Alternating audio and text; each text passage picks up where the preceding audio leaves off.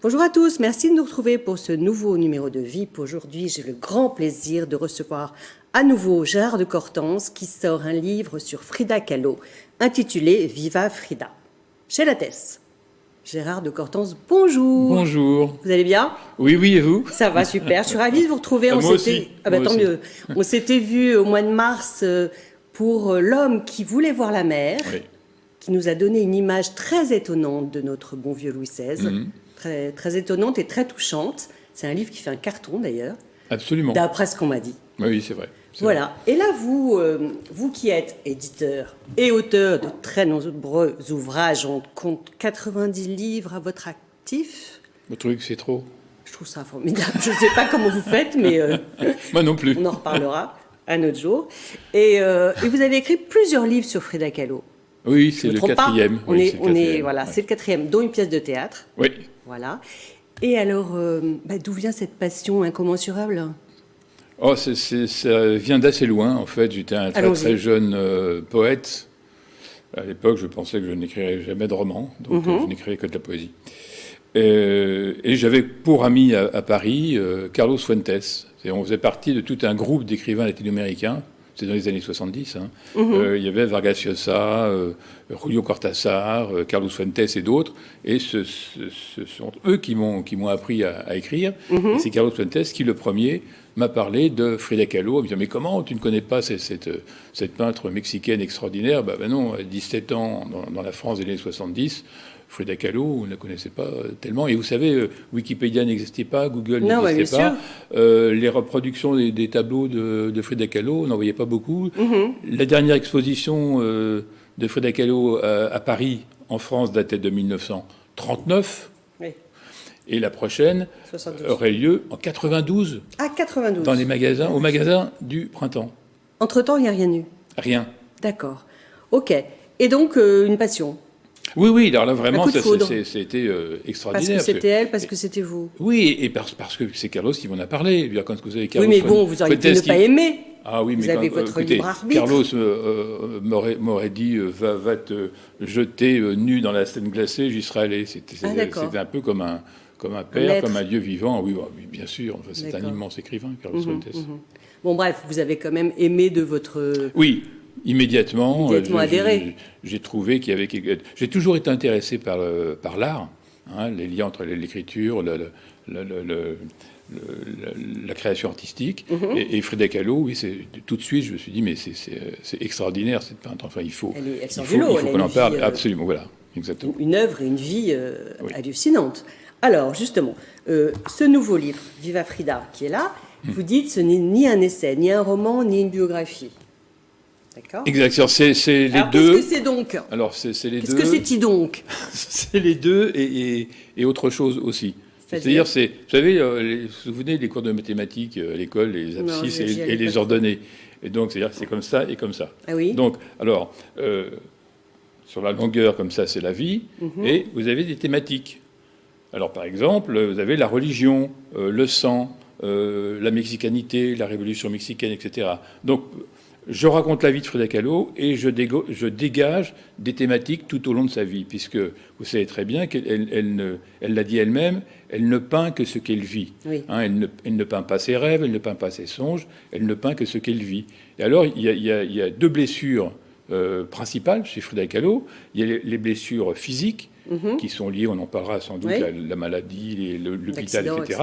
ouais. Et d'autres blessures qui sont les blessures, appelons ça morales, qui sont liées à la vie avec Diego Rivera, l'adultère, enfin des choses comme ça qui la blessent. Donc il y a ces deux fractures et qui apparaissent toujours dans ces tableaux.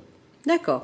Et moi, j'ai l'impression que votre livre, il a une construction assez particulière. C'est-à-dire que, comme vous dites, il n'y a pas vraiment de chronologie dans chaque chapitre. Chaque chapitre a pour titre une citation de Frida Kahlo. Oui.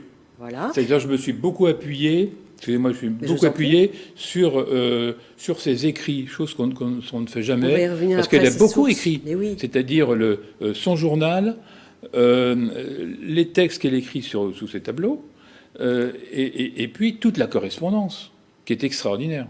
Alors, je termine juste sur le coup des chapitres. Oui. On a l'impression que chaque chapitre, à la limite, se suffit à lui-même.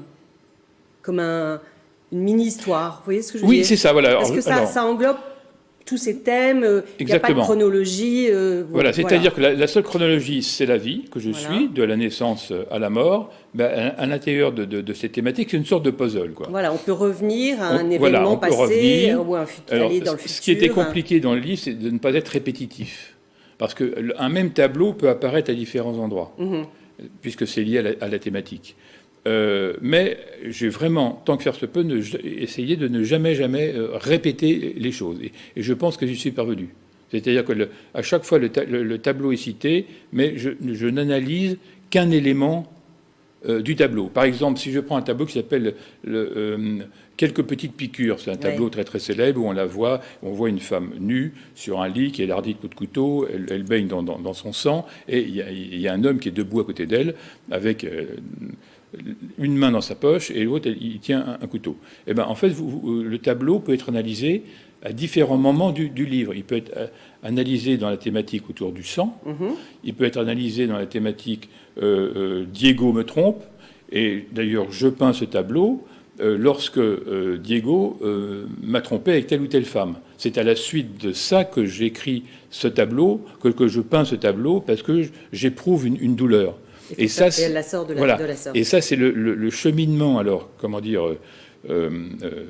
profond de Frida Kahlo, et qui est vraiment une clé de voûte du livre, c'est-à-dire c'est quelqu'un qui va transformer ses douleurs en création artistique, ce qui n'est pas toujours le cas. Vous savez, moi je suis éditeur, et parfois je reçois des manuscrits qui sont de très mauvais livres. Mais à l'origine, il y a une douleur. C'est quelqu'un qui a perdu tel ou tel membre de sa famille, qui a vécu tel ou tel moment difficile, mais qui ne parvient pas à transformer cette douleur en création artistique. Oui. Or, ce qui est très très fort et très puissant chez Frida Kahlo, et je pense que c'est pour ça qu'on l'aime, c'est-à-dire on voit tout à fait dans chaque tableau le cheminement de la douleur à la création. Elle arrive à transformer sa douleur en œuvre d'art. Vous savez, il y a une phrase de Proust qui est très importante. Il dit, au fond, ce qui m'intéresse... Qui est dans votre livre, d'ailleurs. Oui, il dit, ce qui m'intéresse, c'est pas la douleur, c'est l'originalité de ma douleur. C'est ce que ma douleur a de personnel, d'originalité. Elle m'appartient, ma douleur. Et donc, je vais la transformer parce qu'elle est à nul autre pareil. Voilà, exactement. Et ça, c'est ce que j'ai voulu indiquer dans ce livre. Ce qu'on comprend très bien. Donc, pour revenir juste 2 secondes sur vos sources, donc elle écrivait un journal, c'est cela. Oui. Ses correspondances. Oui. Il y a aussi des témoignages de sa nièce, la fille de sa sœur Isolda. Absolument, beaucoup. Ouais. Et les témoignages sont essentiels. Par exemple, on parle beaucoup de la claudication de Frida Kahlo. Oui, parce qu'on va dire tout de suite, elle a eu la poliomyélite à 6 ans. Voilà. Pour commencer dans les réjouissances. Voilà, et je trouve que cet événement est aussi important que l'accident dont, pardonnez-moi, on nous rebat les oreilles toujours, cette histoire de l'accident, etc. Bien, mais il y a eu la polio avant. Et la polio, c'est essentiel parce que à partir de là, elle a eu un certain regard sur la vie, sur l'existence. Et c'est peut-être aussi important que l'accident qui va suivre. Oui, parce que cette maladie, donc elle connaît la souffrance, elle connaît les moqueries. Voilà. Et j'ai l'impression qu'à partir de ce moment-là, sa vie n'est que lutter contre donc les moqueries. Et puis, il y a un exemple assez rigolo que vous donnez. Elle demande à Noël un avion mécanique. Elle est petite, hein ? Oui. Qu'est-ce qu'on lui offre ? Un déguisement d'ange. Et sa mère dit, elle est bien assez garçon manqué comme ça. C'est ça. Ça veut dire qu'il va encore falloir lutter pour avoir ce qu'on veut à Noël, quoi. Malgré déjà... Oui, alors elle est dans la lutte permanente. C'est-à-dire... Alors, ce que je n'ai pas voulu faire non plus, c'est-à-dire en faire, une féministe à tout craint. C'est pas ça. C'est-à-dire, j'ai essayé de la replacer dans le contexte de l'époque. Alors, le contexte de l'époque, on est dans les années 20, les années 30 au Mexique. Donc, c'est une femme mexicaine. La femme mexicaine, dans la société mexicaine de l'époque, n'a pas beaucoup de place, bien que la révolution soit là et que l'émancipation de la femme devrait arriver avec, mais elle n'arrive pas tellement. Et Frida Kahlo se bat pour cela. Mais comment dire, c'est pratiquement inconscient, c'est-à-dire elle est comme ça, elle a passé sa vie à se battre, elle est dans la lutte permanente. Elle est dans la lutte quand elle rencontre Diego, elle est dans la lutte quand elle veut qu'on expose sa peinture, quand il faut qu'elle vende une peinture qui n'est pas une peinture agréable. Imaginez la bourgeoisie mexicaine de l'époque. Que voulez-vous qu'elle fasse des tableaux de Frida Kahlo ? Ce ne sont C'est pas beaucoup des trop tableaux. Ce sont pas des tableaux qu'on met comme décoration dans son salon. Ce ne sont pas des tableaux agréables. Ce sont des tableaux qui racontent une vie violente, cassée, fracassée. Une douleur. La douleur, et notamment tout ce qui tourne autour de la femme. Bien sûr. Et je pense que c'est pour ça qu'elle traverse le temps comme ça, et qu'elle est si moderne, Frida D'ailleurs, Kahlo, vous dites aujourd'hui. elle peint pour les femmes. Oui, alors, je dis que c'est une femme qui peint pour les femmes, mais je souhaite que tous les hommes aillent voir ses toiles. D'accord. Et alors, elle dit « Je serai l'amie de ceux qui m'aiment tel que je suis ». En fait, elle lutte pas pour lutter, elle lutte pour être elle-même et être acceptée telle qu'elle est, point, sans aller brosser les gens dans le sens du poil. Et ça, elle n'en a que faire. Alors, à un moment, elle vient à Paris et elle rencontre les surréalistes. Hein, et je ne peux pas résister à l'envie de vous citer. Elle dit, on est en 39, je crois. Oui, absolument. Voilà, Quelques mois avant la guerre. Hein. Voilà. Oui. Elle dit, on est envahi par cette bande de fils de pute lunatiques que sont les surréalistes. Elle n'aime pas beaucoup André Breton. Elle le Et déteste. c'est réciproque, je crois. Non, alors André début Breton aime Frida Kahlo, mais il a le malheur de lui expliquer ce que c'est que le surréalisme, dans sa grande mansuétude, de bien vouloir l'accueillir dans le grand mouvement surréaliste. Et elle lui dit, écoutez, André, au Mexique, on vous a pas attendu pour être surréaliste. Alors, pour se venger, parce que elle a un côté, elle est pleine d'humour aussi. Donc, pour se venger, elle va coucher avec la femme de Breton. Voilà, parce qu'elle est, comme vous dites, pansexuelle. Exactement. Qu'est-ce que ça veut dire, voilà. pansexuelle? C'est-à-dire que, alors, là aussi, c'est très intéressant. Parce que elle était sortie de l'oubli dans les années 70, fin des années 70, par les lesbiennes américaines. D'accord. Alors, on les remercie parce que c'est vrai qu'elles ont eu un rôle très important dans la redécouverte de Frida Kahlo. Mais elles en ont fait une lesbienne. Non, mais elle n'était pas lesbienne du tout. C'est-à-dire elle aimait autant les hommes que les femmes. Alors, et aujourd'hui, on en fait quelqu'un qui aurait un genre fluide, transgenre, etc. C'est-à-dire que c'est très étonnant parce qu'en fonction des époques, on arrive toujours à la placer dans une case, mais je pense que ces cases sont fausses. D'accord. C'est-à-dire, elle était elle-même, elle n'a pas besoin qu'on la mette dans une case. Elle est complètement inclassable et incasable. Et c'est ce qu'elle voulait, et c'est ça d'ailleurs. qui fait la force de... Elle voulait rentrer dans rien. Exactement. Dans aucune case, elle-même. Elle est inclassable, Frida Kahlo. Mais son rapport au surréalisme, ce qu'elle leur reproche, parce qu'il ne faut pas oublier que Frida Kahlo, elle est issue de la Révolution mexicaine. Hein, c'est-à-dire c'est quand le peuple mexicain retrouve son passé mexicain et se détache de l'Europe.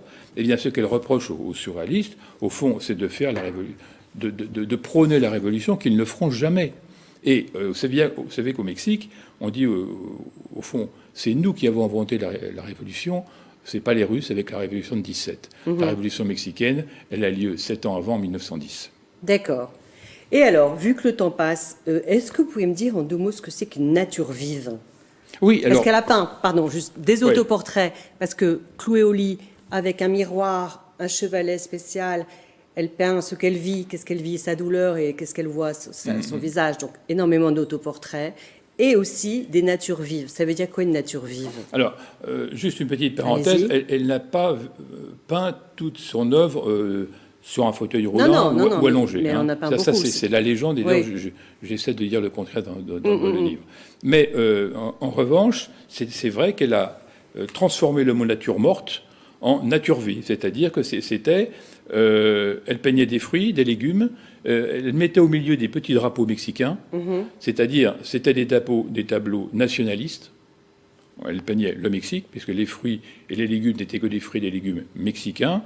Et ce sont aussi des autoportraits, puisqu'elle dit, il y a certains tableaux, c'est moi, parce que quand je suis parfois tellement malade ou que je sors de l'hôpital, j'ai l'impression d'être un légume. Donc, littéralement, elle va peindre un légume parce que c'est elle. Oui, de toute façon, vivante.